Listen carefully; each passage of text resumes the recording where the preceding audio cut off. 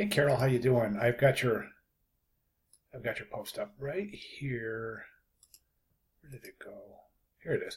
Okay. Right. So great job. Really nice job with your written rationale here describing your creative process. I think it's fantastic. It really indicates a lot of what you're learning and the rate and the effectiveness of your learning. I can really ascertain that quite effectively through reading your writing. So really fantastic job here. Please keep that up. Okay, so we have the print ad and the uh, magazine ad and the web banner. So let's go ahead and take a look. I've got both up here. So let's take a look at the magazine ad first. All right. I think it's a pretty good ad. I really do.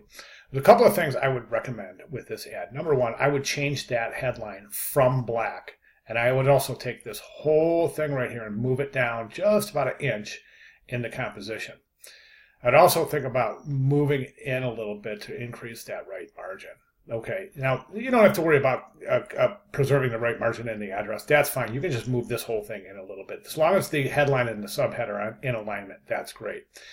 The next thing I would do is really that's about it. I would change the color of the headline. Think about that, maybe that purple color right there from the logo. But that black is just, it advances too much in the composition. Another neat trick would be to use that, sample that color purple from the flip-flops and use that for your headline. So the magazine ad looks fantastic. Really great job there. Let's jump over to the web banner. Now, I don't think the web banner, honestly, I don't think it's as effective as the magazine ad, but we're going to make it as effective with just a couple of small, minor changes.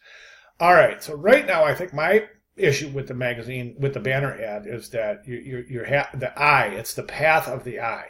The eye right now is going from here, up to here, over to here, down to here, down to here. So we've got this kind of zigzagging of the eye. Those are called saccadic eye movements, and it's not what you want. You want as minimal saccadic eye movements in any composition as possible. In other words, you're leading your viewer through the composition by getting them to look at specific areas first, second, and third. It's also called hierarchy. So I think we can improve the hierarchy in this ad. Let's just do a couple of things. So let's take a look at the magazine ad. And I think if we look at the magazine ad and compare it to the banner, the first thing we notice is that the flip-flops are not included. We need those flip-flops in there because those are the masked image. That's the masked image from assignment 2-1. That is required to be in the banner ad. I also recommend we place this whole headline in here.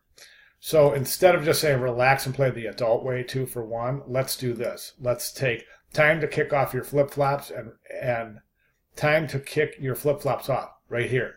Time to kick your flip-flops off. You can even keep, you don't even have to, you can keep that in one line. So watch my cursor. So time to kick your flip-flops off right there, right?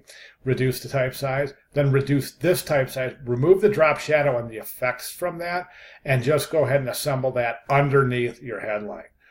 So headline, time to kick off your flip-flops. And then underneath that, relax and play the adult way. Okay, so we've got the headline and subhead right here. That does not animate. Okay, right below that, go ahead and animate in that 2 for 1 couples massage. All right, that's it. So you have headline, subhead, animation. And then place your flip-flops down here somewhere, right?